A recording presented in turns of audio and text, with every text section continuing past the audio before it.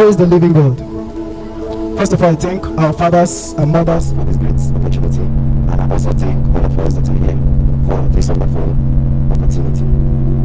Yesterday, while the man of God was ministering, the Spirit of the Lord behind the message carried me into Genesis chapter 1 verse 26, where the Bible said, let us make man in our own image, and then he said, let them have dominion.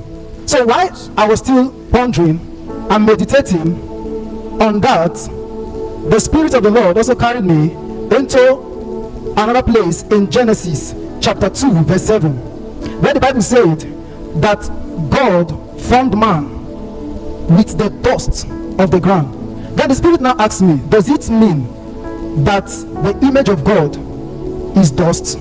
Because at first he said, let us make man in our own image. Then what we now saw was God molding man out of the dust. So I answered no.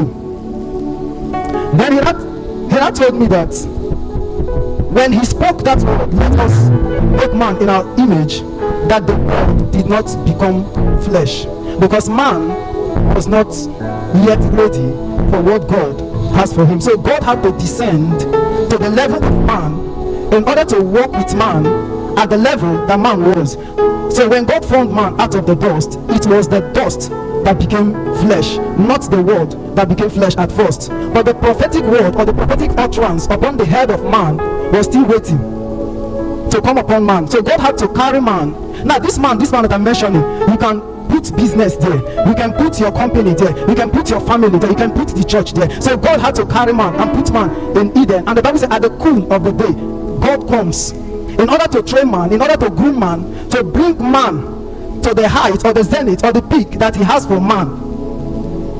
But the Bible said that man failed. So when man failed, the Spirit of God now carried me to the book of Colossians 1 verse 15. Here the Bible said that Jesus is the express image of the invisible God.